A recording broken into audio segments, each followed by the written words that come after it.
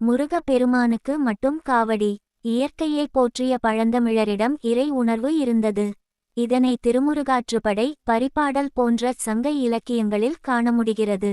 தமிழர்களிடம் முருக வழிபாடு என்பது மிகத்தொன்மையானது. எனவே தெய்வத் திருத்தோற்றங்களிலே தனியொரு வடிவமாக நின்று தனித்தமிழ் கடவுளாக காட்சி தருகின்ற முருக பெருமானின் அருளாட்சி சொல்வதற்கு அரியது. தெய்வங்கள் பலவாக இருந்தாலும் வேறு எந்த தெய்வத்திற்கும் இல்லாத நிலையில் காவடி எடுப்பது முருகனுக்கு மட்டும் உரிய சிறப்பாகும். முருகனுக்கு மட்டுமே காவடி எடுக்க வேண்டும்.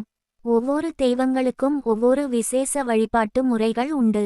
அந்த முறையில்தான் முருக பெருமானுக்கு காவடி எடுப்பது விசேஷ முறை பெற்றுள்ளது. முருக பெருமானுக்கு விசேஷமென கொண்டாடப்படுகின்ற ஆடி மாத உற்சவம் முதல் தைப்பூசம், மாசிமகம், பங்குனி உத்திரம், சித்திரா பௌர்ணமி, வைகாசி விசாகம் முதலிய உற்சவங்களிலே காவடிகள் பக்தர்களால் மிக விசேஷமாக எடுக்கப்படுகிறது. நமது நாட்டில் தெய்வத் திருத்தலங்களில் மிக அதிகமாக காணப்படுவது முருகன் திருக்கோயிலே. உற்சவங்கள் பல வந்தாலும் தைப்பூச உற்சவமும் பங்குனி உத்திரமும் நமது நாட்டில் இந்து பெருமக்களின் உள்ளத்திலும், அதுவும் குறிப்பாக மாரான் பகாங் ஸ்ரீ மரத்தாண்டவர் திருமுருகன் ஆலயத்திலும் பெற்றுள்ள சிறப்பு மிக அலாதியானது. மிகவும் மகோவுன்னதமானது. பக்தியை அடிப்படையாக வைத்து செய்யப்படுகின்ற வழிபாடே சிறப்புடையதாகும். நம் ஆன்மாவை நாம் நேசித்து உய்வு பெறச் செய்கின்ற வழிபாடே சிறந்த காணிக்கையாகும். அத்தகைய காணிக்கைகளை இப்படி காவடி எடுத்து வெளிப்படுத்தும்போது பக்தரும் உய்வர். அதை காண்பாரும் நலம் பெறுவர். காவடி எடுப்பதற்குரிய முறையை நாம் தெரிந்து கொள்வதற்கு முன்னால் அதன் வரலாற்றை நாம் தெரிந்து கொள்ள வேண்டும். சிவபெருமானிடத்தில் மிகுந்த வரங்களை பெற்ற இடும்பன் சூரனை அழித்த கந்தவேல் குமரனின் அடியோனாக வாழ அருள் புரிய வேண்டினான். அவ்வாறே ஆகுக என அருள் புரிந்தார் சிவபெருமான். இடும்பனுக்கு அருள் புரிந்த இடம் இடும்பாவனம் என தற்போது வழங்கப்படுகிறது. இது திருவாரூரிலிருந்து பட்டுக்கோட்டை செல்லும் ரயில் மார்க்கத்தில் கோவிலூர் அருகில் உள்ளது. சிவபெருமானின் அருள் பெற்ற அகத்தியர் இமய மலைச்சாரலில் இருந்த இரு மலைச் சிகரங்களுள் ஒன்றை சிவனாகவும் மற்றொன்றை சக்தியாகவும் கொண்டு வழிபட்டதால் சிவகிரி, சக்திகிரி என அழைக்கப்பட்டன. அந்த இரு சிகரங்களையும் தனது இருப்பிடமான பொதிகை மலைக்கு கொண்டுவர விரும்பினார் அகதிய முனிவர். அதனை கொண்டுவர முருகனை வழிபட்டார். முருகன் திருவருளால் அந்த இரு சிகரங்களையும் கொண்டு வரும் ஆற்றலையும் பெற்று கேதாரம் வரையில் கொண்டு வந்தவர் ஓய்வு எடுப்பதற்காக ஒரு வனத்திலே தங்கினார். அது சமயம் அதுவழியே தன் மனைவி இடும்பியோடு வந்த இடும்பன் அகத்தியரை வணங்கி அருள்புரிய வேண்டினான். முனிவரும் யாம் கொண்டு வந்துள்ள இந்த இரு மலைகளையும் தென்திசை நோக்கி கொண்டு வருவாயானால் உனக்கு பெருமையும் புகழும் சித்தியும் உண்டாகும் என்றார். இம்மொழிகளைக் கேட்டு அகம் மகிழ்ந்து இடும்பன் இருமலைகளையும் ஆவலுடன் தூக்கினான். அவனால் அசைக்கக்கூட முடியவில்லை. எத்தனையோ பெரிய மலைகளையெல்லாம் தூக்கி எறிந்த இடும்பன் அசையாதிருக்கும் இந்த மலைகளை பார்த்து ஆச்சரியப்பட்டுவிட்டான். இந்த மலைகளை இக்குறுமுனிவர் எப்படி தூக்கிக் கொண்டு வந்தார் என வியந்தான். இம்முனிவர் தூக்கி வந்த இந்த மலைகளை பராக்கிரமசாலியான தான் தூக்க முடியவில்லையே என மிகவும் வருந்தினான். பொதிகை முனியை வணங்கி தனக்கு மலையை தூக்கும் ஆற்றலை தந்தருள வேண்டினான். அவரும் மனமகிழ்ந்து முருகப்பெருமானுடைய மூல மந்திரத்தையும் வழிபாட்டு முறையையும் உபதேசித்தார். முனிவரை வணங்கி வலம் வந்து அவர் அருளியபடியே முருகப்பெருமானுடைய மூலமந்திரத்தை ஜபம் செய்து வந்தான். அப்போது அஷ்ட நாகங்கள் 8 நாகங்கள் கயிறுகளாக அவனிடம் வந்தன. பிரமதண்டம் புஜதண்டமாக தோள் மீது சுமக்கின்ற தடியாக வந்தது. வியப்புற்றான் இடும்பன். அகத்திய முனிவரின் தவ வன்மையையும் முருகப்பெருமானுடைய மந்திர ஆற்றலையும் வியந்தான். 8 நாக கயிறுகளையும் 2 உரிகளாக செய்தான். இருமலைகளையும் சுலபமாகத் தூக்கி 2 உரிகளில் வைத்தான். அவற்றை தோள் தடியாக இருக்கின்ற பிரமதண்டத்தின் 2 பக்கங்களிலும் சேர்த்து பிணைந்து விட்டு மூல மந்திரத்தை ஜபித்து முழங்காலை மண்ணில் ஊன்றி தண்டத்தை தோளில் வைத்து முருகனின் நாமத்தை உரக்க கூறி எழுந்தான். இருமலைகளும் காற்றென எழுந்தன. இவைகளையே அவன் காவடியாக தூக்கிக் கொண்டு தென்திசை நோக்கி வருகிறான். இப்படி அவன் வரும் வழியில் தூக்கி வரும் காவடியின் சுமை தோன்றாதிருக்க முருகன் மந்திரத்தை ஜபித்து கொண்டும் முருகன் நாமத்தை பாடிக்கொண்டும் வரும்போது திருவாவினன்குடியை பழனியை நெருங்கும்போது சற்றே இளைப்பாற எண்ணி காவடியை இறக்கி வைத்துவிட்டு சிறிது நேரம் இளைப்பாறினான். இளைப்பாறை களைப்பு தெளிந்தபின் காவடியை தூக்க முயன்றபோது முடியவில்லை. அவன் மனைவி இடும்பியும் முயன்றாள், முடியவில்லை. செய்வதறியாது நிற்கும் நேரத்தில் அங்கே வில்வமர நிழலில் நின்று கொண்டிருந்த தண்டு தாங்கிய சிறுவன் ஒருவன் இடும்பனின் இயலாமையைக் கண்டு நகைத்தான். சினங்கொண்ட இடும்பன் இடியென கோபங்கொண்டு சிறுவனை தாக்க முயன்றான். சிறுவன் சிரித்தான். அவனை தாக்கவும் இடும்பனால் இயலாது போகவே சீறி பாய்ந்தான். பாய்ந்த கணத்தில் பூமியின் மீது வீழ்ந்தவன் மூச்சையுற்றான். இது கண்ட இடும்பனின் மனைவி ஓடி வந்தாள். வந்திருந்தது வடிவேலன் என அறிந்து, ஐயனே, பிழை பொறுத்து மாங்கல்ய பிச்சை அருள வேண்டும் என வேண்டினாள். வேண்டியவர் யாராயினும் இறங்கி அருள்வான் இறைவன். இடும்பிக்கு இறங்கினான் தண்டபாணி. அவன் கடைக்கண் நோக்கினான். இடும்பன் உறங்கி விழித்தவன் போல் எழுந்தான். முருகவேளை வணங்கி நின்றான். இடும்பனே, இந்த மலைச்சிகரங்கள் இரண்டும் இங்கேயே இருக்கட்டும். அவற்றின் மீது நாம் எழுந்தருளி இருப்போம். நீ இனி இம்மலையின் அடிவாரத்தில் காவல் புரிவாய். சிவகிரி சக்திகிரி இரண்டையும் நீ காவடியாக கொண்டு வந்தது போல் நம் அடியார்கள் அவர்கள் தம் காணிக்கைகளை காவடியாக எடுத்து வந்து தம் குறைகளை நீக்கிக் கொள்வார்கள். உனக்கே இந்த பெருமை. உன் புகழ் ஓங்கும். நீ சித்தியடைவாய். வருகின்றவர்கள் முதலில் உன்னை வணங்கி பின் நம்மையும் வணங்குவார்களாக என்று அருள்மொழிந்தான் முருகன். குமரன் இட்ட கட்டளைப்படியே மலையின் அடியிலே இன்றும் காவல் புரிந்து வருகின்றான் இடும்பன். இதனால்தான் பக்தனான இடும்பனை முதலில் வணங்கிவிட்ட பிறகே மலையேறிச் சென்று செவ்வேள் முருகனை வணங்கும் வழக்கம் இன்னமும் இருந்து வருகிறது. தமிழ் கடவுளான முருகனுக்கு செய்யப்படும் வேண்டுதல் பிரார்த்தனைகளில் முக்கியமானது காவடி எடுப்பதுதான். இதற்கான காரணத்தை அறிந்து கொள்ளலாம். தமிழ் கடவுளான முருகனுக்கு செய்யப்படும் வேண்டுதல் பிரார்த்தனைகளில் முக்கியமானது காவடி எடுப்பதுதான். இந்த காவடி எடுப்பதன் காரணம் தெரியுமா? அகஸ்திய முனிவர் தன் சீடர்களில் ஒருவரான இடும்பனை அழைத்து தனது வழிபாட்டிற்காக கைலை சென்று அங்கு முருகனுக்கான கந்தமலையில் உள்ள சிவசக்தி சுரூபமான சிவகிரி சக்திகிரி என்னும் இரு சிகரங்களையும் கொண்டு வரும்படி கூறினார். அகஸ்தியரின் கட்டளைக்கிணங்க இடும்பனும் கையிலை சென்று இவ்விரு மலைகளையும் கம்பில் கட்டி தன் தோளின் இருபுறமும் காவடி போல தொங்க எடுத்து கொண்டு வந்தான். முருகன் இவ்விரு கிரிகளையும் பழனியில் நிலை பெறச் செய்யவும் இடும்பனுக்கு அருளவும் விரும்பி ஒரு திருவிளையாடலை நிகழ்த்தினார். அதன்படி பழனி அருகே வந்து கொண்டிருந்த இடும்பன் காவடிகளை வைத்து விட்டு சற்று ஓய்வு எடுத்தான். ஓய்வெடுத்து விட்டு புறப்படும்போது காவடியை தூக்க முடியாமல் திண்டாடினான். ஏன் இப்படி காவடியை தூக்க முடியாமல் போனது என்று சுற்றி பார்க்கும்போது சிவகிரியின் மேல் ஒரு சிறுவன் கோவனாண்டியாய் கையில் தண்டுடன் நிற்பதைக் கண்டான். இடும்பனும் சிறுவனை மலையிலிருந்து கீழே இறங்கும்படி வேண்டினான். ஆனால் அந்த சிறுவன் இந்த மலை தனக்கே சொந்தம் என்று உரிமை கொண்டாட கோபம் அடைந்த இடும்பன் அச்சிறுவனை தாக்க முயன்றான். அப்போது இடும்பன் வேரற்ற மரம்போல் கீழே சரிந்து விழுந்தான். இதை கண்ட அகஸ்தியர் இடும்பன் மனைவியுடன் சென்று வேண்ட முருகன் இடும்பனுக்கு அருளாசி புரிந்ததுடன் இடும்பனை தனது காவல் தெய்வமாகவும் நியமித்தார். அப்போது முருகன் இடும்பன்போல் காவடியேந்தி சந்தனம் பால் மலர் போன்ற அபிஷேக பொருட்களை தன் சன்னதிக்கு எடுத்து வருபவர்களுக்கு அருள்பாலிப்பதாக வாக்களித்தார். அப்போது முதல் முருகனுக்கு காவடி எடுக்கும் பழக்கம் வழக்கமாகி விட்டது. முருகப்பெருமானின் சிறப்புகள் பெற்ற இந்த ஆடிக்கிருத்திகை நாளில் மனமுருக வேண்டினால் நல்ல வேலை கிடைக்கும். விவசாயம் மேன்மையடையும். உயர் அதிகாரத்தில் உள்ளவர்கள் மேலும் சிறப்படைவார்கள். தாழ்வு மனப்பான்மை நீங்கும். உடல் ஆரோக்கியம் பெருகும். நல்ல வாழ்க்கை துணை அமையும். மக்கள் செல்வம் பொருட்செல்வம் அருட்செல்வம் என அனைத்தும் கிடைக்கும். தைப்பூச திருவிழா. முருகனை காண வரும் பக்தர்கள் காவடி எடுப்பது ஏன் தெரியுமா? முருகப்பெருமானுக்கு சித்ரா பௌர்ணமி ஆடி கிருத்திகை வைகாசி விசாகம் தைப்பூசம் மாசி மகம் போன்ற நாட்களில் காவடி எடுத்து வருவதென்பது நடந்து வந்தாலும் தைப்பூச திருநாளில் தான் லட்சக்கணக்கான பக்தர்கள் மதுரை தமிழ் கடவுளாம் முருகப்பெருமானுக்கு தைப்பூச திருவிழா பிப்ரவரி 8ஆம் தேதி சனிக்கிழமை கொண்டாடப்படுகிறது. உலகம் முழுவதும் உள்ள முருகன் ஆலயங்களில் கோலாகலமாக நடைபெறும் இந்த விழாவில் பங்கேற்கும் பக்தர்கள் காவடி சுமந்து வந்தும் அலகு குத்தியும் முருகனுக்கு நேர்த்திக்கடன் செலுத்துவார்கள். காவடி சுமப்பது ஏன் என்பது பற்றி சுவாரஸ்யமான தகவல் உள்ளது. முருகனுக்கு முதலாக காவடி சுமந்தது இடும்பன் என்கிறது புராண கதை. முருபெருமான் இடும்பனை நோக்கி, இடும்பனே, இனி நீ இம்மலையின் அடிவாரத்தில் காவல் புரிந்து வருவாயாக. நீ எப்படி சிவகிரி சக்திகிரியை காவடியாக தூக்கிக் கொண்டு வந்தாயோ அதுபோலவே எம்மடியார்கள் அவர்கள் தம் காணிக்கைகளை காவடியாக எடுத்து வந்து தம் மனக்குறைகளை நீக்கிக் கொள்வார்கள். அந்த பெருமைகள் அனைத்தும் உன்னையே சேரும். உன் புகழ் ஓங்கும், நீ சித்தியடைவாய் என்று அருளாசி புரிந்தார். பழந்தமிழர்கள் கொண்டாடிய அனைத்து திருவிழாக்களும் ஏதாவது ஒரு தத்துவத்தின் அடிப்படையிலும் அறிவியல் பூர்வமாகவும் இறை நம்பிக்கையின் பேரிலும் இயற்கையோடு ஒன்றிணைந்ததாகவும் தான் இருக்கும். அதுபோலத்தான் தமிழர்கள் கொண்டாடும் முருக வழிபாடும்.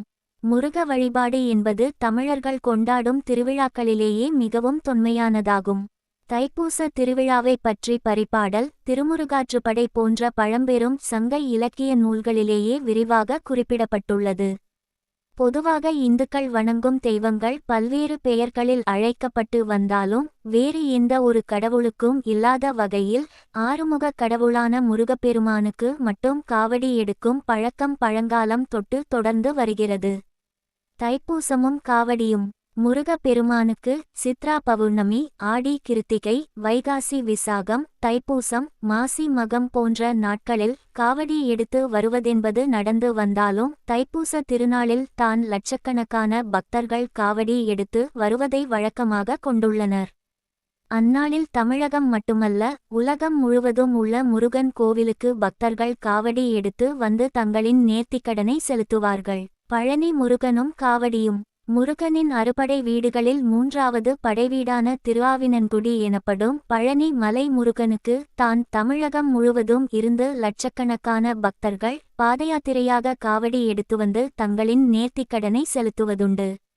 பழனி மலை முருகனுக்கு காவடி தூக்கி வரும் வழக்கத்தை முதலில் தொடங்கி வைத்தவர் அசுரனான இடும்பன் தான்.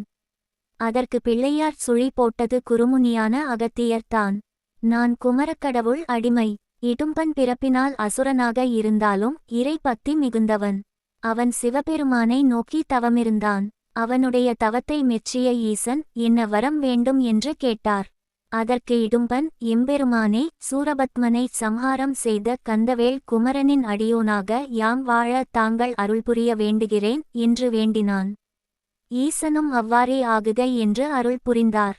சிவபெருமான் இடும்பனுக்கு அருள் புரிந்த இடமானது தற்போது இடும்பாவனம் என அழைக்கப்படுகிறது. அந்த இடம் திருவாரூரில் இருந்து பட்டுக்கோட்டை செல்லும் ரயில் மார்க்கத்தில் கோவிலூர் என்ற இடத்தில் உள்ளது. அகத்தியர் வணங்கிய சிவகிரி சக்திகிரி. சிவபெருமானின் ஆசியை முழுமையாக பெற்ற குறுமுனியான அகத்தியர் கைலாய மலையில் இருந்த 2 சிகரங்களை சிவமாகவும் சக்தியாகவும் மனதில் கொண்டு சிவகிரி சக்திகிரி என்று பெயரிட்டு வழிபட்டு வந்தார். அந்த 2 சிகரங்களையும் தன்னுடைய இருப்பிடமான பொதிகைமலைக்கு கொண்டு சென்று வழிபட வேண்டும் என்று ஆவல் கொண்டார். அந்த 2 மலைகளையும் கொண்டு வர முருகப்பெருமானை வழிபட்டார். முருகன் திருவருளால் சிவகிரியையும் சக்திகிரியையும் கொண்டு வரும் ஆற்றலை பெற்று கேதாரம் என்னும் இடம் வரையில் கொண்டு வந்தார். ஓய்வெடுப்பதற்காக அருகில் இருந்த வனத்தில் தங்கினார். அகத்திற்கு உதவிய இடும்பன். அச்சமயத்தில் அந்த வழியாக வந்த இடும்பனும் அவனது மனைவியும் அகத்திய முனிவரை வணங்கி தங்களை காத்து அருள்புரிய வேண்டினர். அகத்திய முனிவரும் தான் கொண்டு வந்த சிவகிரி சக்திகிரியை தன்னோடு தென்திசை நோக்கி கொண்டு வந்தால் உனக்கு புகழும் சித்தியும் இவ்வுலகம் உள்ளவரையில் உன்னுடைய பெருமையும் நிலைத்திருக்கும் என்றார். அதைக் கேட்ட இடும்பன் மகிழ்ச்சியுற்று அந்த 2 மலைகளையும் தூக்க முயற்சித்தான். அவனால் மலைகளை அசைக்கக்கூட முடியவில்லை. காவடியின் தத்துவம் தெரியுமா? கலியுகத்தில் கண்கண்ட தெய்வம் முருகன். 5 பயம் முகம் தோன்றில் 6 முகம் தோன்றும். கலியுகத்தில் கண்கண்ட தெய்வம் முருகன். 5 பயம் முகம் தோன்றில் 6 முகம் தோன்றும் என்று சொல் வழக்கும் உண்டு. ஆறுமுகனுக்கு வேண்டிக் கொள்ளப்படும் பிரார்த்தனைகளில் காவடி எடுப்பது விசேஷமான ஒன்றாகும். காவடி எடுப்பதற்கும் காரணமும் இருக்கிறது. மிகுந்த பக்திமானான இடும்பன் சூரபத்மனுக்கு போர்க்கலையை போதிக்கும் ஆசானாக இருந்தான். ஆனால் சூரபத்மன் அநேக கொடுமைகள் புரியவே அவனை விட்டகன்று அகத்தியரிடம் வந்து சேர்ந்தான். அகத்தியர் பொதிகை மலைக்கு வந்து தங்கிய பொழுது தன் சிஷ்யனான இடும்பனை அழைத்தார். தன்னுடைய வழிபாட்டிற்காக கைலையில் சிவ சக்தி ஸ்வரூபமாக விளங்கும் கந்தனுக்குரிய சிவகிரி சக்திகிரி எனப்படும் 2 சிகரங்களையும் கொண்டு வரும்படி கூறினார். அகத்தியரின் கட்டளையை சிரமேற்கொண்டு இடும்பன் கைலாய மலைக்கு சென்றான். அவர் குறிப்பிட்ட சிவகிரி சக்திகிரி இரண்டையும் தூக்கியெடுத்து காவடி போல் தோளில் தொங்கவிட்டு கொண்டு பயணிக்கலானான். ஆனால் முருகப்பெருமானின் விருப்பமோ வேறுவிதமாக இருந்தது. அவ்விரு சிகரங்களும் திருவாவினன்குடியில் நிலை பெற்று இருக்க வேண்டும் என்பதற்காக அவர் ஒரு திருவிளையாடலை நிகழ்த்தினார். இடும்பன் தான் வந்த பாதை தடம் தெரியாமல் தயங்கிய சமயம் வேலனானவன் ஒரு அரசனைப் போல் வேடம் கொண்டு குதிரையின் மீது பவனி வந்தார். எதிரில் வந்த இடும்பனை பார்த்து திருவாவினன்குடிக்கு வந்து சற்று ஆஸ்வாசப்படுத்திக் கொண்டு பிறகு பயணத்தை தொடரும்படி பணித்தார். அரச கட்டளை என்று ஏற்ற இடும்பன் இரு சிகரங்களையும் கீழே வைத்துவிட்டு சற்று ஓய்வெடுத்துக் கொண்டான். கிளம்ப வேண்டிய தருணம் வந்தவுடன் தான் இறக்கி வைத்த சிகரங்களை தூக்க முற்பட்டான். ஆனால் அவையிரண்டும் அசைந்து கூட கொடுக்கவில்லை. தன் குருபக்திக்குக் களங்கம் வந்துவிடக்கூடாதே என்று கவலைப்பட்டான். அப்பொழுது சிவகிரியின் மேல் ஒரு சிறு பாலகன் கோவணத்துடன் நிற்பதைக் கண்டான். பாலகனை சிகரத்திலிருந்து இறங்கி விடும்படி இறைஞ்சினான். ஆனால் பாலகன் அச்சிகரம் தனக்குண்டானது என்று கூறி இறங்கி வர மறுத்து விட்டான். எத்தனை கெஞ்சியும் பாலகன் இடும்பனுக்கு பணிய மறுத்து விட்டான். இடும்பனுக்கு அளவிட முடியாத கோபம் உண்டானது. அதனால் அச்சிறுவனை தாக்க முற்பட்டான். ஆனால் முற்பட்ட கணமே வேறற்ற மரம் போல் பூமியில் சாய்ந்தான். சிஷ்யன் வராததைக் கண்ட அகத்தியர் ஞான திருஷ்டியில் நடந்ததை அறிந்து கொண்டார். தன் சீடனை காக்கும்படி முருகப்பெருமானிடத்தில் வேண்டி நின்றார். அழகனும் இடும்பனின் பக்தியை மெச்சி அருளாசி புரிந்தார். மேலும் அவனை தன் காவல் தெய்வமாக அமர்த்தி கொண்டார். இடும்பனைப் போல் காவடி எடுத்து வரும் பக்தர்களுக்கு அவர்களின் வேண்டுதலை நிறைவேற்றுவதாகவும் அருள் வாக்கினை அளித்தார். அதன் பிறகுதான் முருகப்பெருமானுக்கு காவடி எடுக்கும் பழக்கம் புழக்கத்தில் வந்தது. பழனி மலைப்பாதையின் தொடக்கத்திலேயே தனியாக ஒரு பாதை செல்கிறது. அதில் சென்றால் காவடி தூக்கி வரும் இடும்பன் சிற்பமும் அகத்தியர் வழிபட்ட சிவலிங்கம் வடிவேலர் சந்நிதியும் இருக்கிறது. இவையே தாத்பரியத்தை விளக்கும் ஆதார கதையாக அமைகிறது. ஞானபண்டிதனுக்கு என்னென்ன காவடிகள் எடுக்கப்படுகின்றன? பால் காவடி, பன்னீர் காவடி, புஷ்ப காவடி, அக்னி காவடி, முருகனுக்கு பூ மிதித்தல், சந்தன காவடி, சர்க்கரை காவடி, இளநீர் காவடி, வேல் காவடி, அலகு குத்தி கொள்ளுதல், கரும்பு தூளி காவடி, தவம் இருந்து குழந்தை பெற்றல் போன்றவையாகும். பக்தர்களுக்கு அருள் புரிவதற்காகவே பகவான் அர்ச்சாவதாரியாக எழுந்தருளி உள்ளான். மனமாகிய குகையில் இருக்கும் குகனை நித்தமும் தொழுது அவன் தொண்டாற்றி பேரின்பம் பெறுவோம். ஸ்ரீ சுப்பிரமணிய காயத்ரி. தத் புருஷாய வித்மஹே மகாசேனாய தீமஹி தன்னோ ஷண்முக பிரசோதயாத். ஆடி மாதத்தில் முருகன் கோயில்களில் காவடி எடுப்பது வழக்கம். ஆடி கிருத்திகை முருகனுக்கு உகந்த நாள் என்பதால் பக்தர்கள் காவடி எடுத்து தங்கள் நேர்த்திக்கடன்களை செலுத்துகிறார்கள். ஆடி மாதம் முழுவதும் காவடி எடுக்கும் வழக்கம் உள்ளது. விளக்கம். ஆடி மாதம் என்பது அம்மனுக்கு மட்டுமின்றி தமிழ் கடவுளான முருகனுக்கும் உகந்த மாதமாக கருதப்படுகிறது. ஆடி கிருத்திகை முருகனுக்கு மிகவும் சிறப்பு வாய்ந்த நாள் ஆகும். இந்த நாளில் பக்தர்கள் முருகனை வழிபடுவதற்காக காவடி, பால் குடம், அலகு குத்துதல் போன்ற பல்வேறு வழிபாடுகளைச் செய்கிறார்கள். காவடி. காவடி என்பது முருகனுக்கு பக்தர்கள் செலுத்தும் ஒரு முக்கிய நேர்த்திக்கடன் ஆகும். காவடி எடுப்பது என்பது முருகனின் அருளை பெறுவதற்காகவும் தங்கள் வேண்டுதல்கள் நிறைவேறவும் செய்யப்படும் ஒரு வழிபாட்டு முறையாகும். ஆடி கிருத்திகை. ஆடி மாதத்தில் வரும் கிருத்திகை நட்சத்திரம் முருகனுக்கு மிகவும் உகந்தது. இந்த நாளில் பக்தர்கள் முருகனின் கோவில்களுக்குச் சென்று காவடி எடுத்து வழிபடுகிறார்கள். வழிபாட்டு முறைகள். ஆடி மாதத்தில் பக்தர்கள் காவடி எடுப்பது மட்டுமின்றி பால்குடம் எடுத்தல், அலகு குத்துதல், அன்னதானம் செய்தல் போன்ற பல்வேறு வழிபாடுகளையும் செய்கிறார்கள். சாரம். ஆடி மாதத்தில் முருகன் கோயில்களில் காவடி எடுப்பது ஒரு முக்கிய வழிபாட்டு முறையாகும். ஆடி கிருத்திகை நாளில் பக்தர்கள் முருகனின் அருளை பெறுவதற்காக காவடி எடுத்து வழிபடுகிறார்கள். ஆடி கிருத்திகை தமிழகம் முழுவதும் முருகன் கோவில்களில் குவிந்த பக்தர்கள். ஆடி மாதத்தில் வரும் கிருத்திகை நட்சத்திரம் கூடுதல் சிறப்பு கொண்டது. அரைப்புள்ளி. ஆடி மாதம் அம்மனுக்கு மட்டும் உகந்த மாதம் கிடையாது. தமிழ் கடவுள் முருகனுக்கும் உகந்த மாதம்.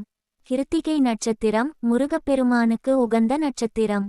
மாதந்தோறும் வரும் கிருத்திகை நட்சத்திரம் சிறப்பானது தான். எனினும் ஆடி மாதத்தில் வரும் கிருத்திகை நட்சத்திரம் கூடுதல் சிறப்பு கொண்டது.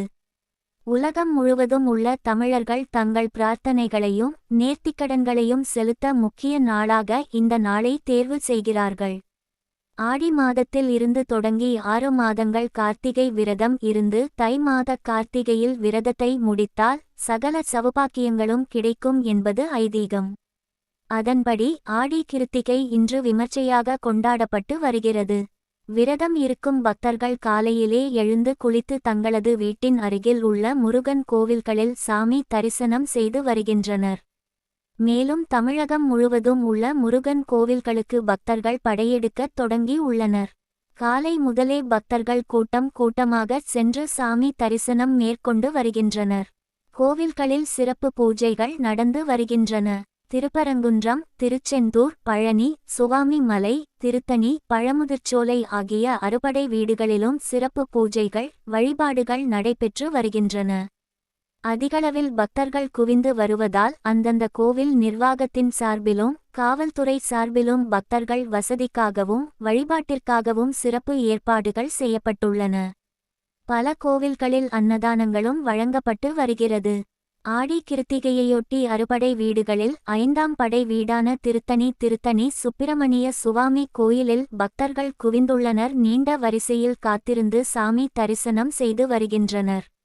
பல்லாயிரக்கணக்கான பக்தர்கள் குவிந்ததால் கோவில் அடிவாரத்திலேயே வாகனங்கள் நிறுத்தப்பட்டு அங்கிருந்து பேருந்து மூலம் பக்தர்கள் அனுப்பி வைக்கப்படுகின்றனர். அதேபோல சென்னை வடபழனி முருகன் கோவிலிலும் பக்தர்கள் கூட்டம் அலைமோதியுள்ளது. காவடி எடுத்தும் பால் குடம் எடுத்தும் பால் காவடி, மலர் காவடி, பன்னீர் காவடி, மயில் காவடி எடுத்தும் பக்தர்கள் நேர்த்திக் கடன் செலுத்தி வருகின்றனர். சிறப்பு அலங்காரத்தில் தமிழ் கடவுள் முருகன் பக்தர்களுக்கு அருள்பாலித்து வருகின்றார். பக்தர்கள் நீண்ட வரிசையில் காத்திருந்து சாமி தரிசனம் செய்கின்றனர். பக்தர்கள் நெரிசல் இன்றி சாமி தரிசனம் செய்யும் வகையில் கோவில்களில் ஏற்பாடுகள் செய்யப்பட்டுள்ளன.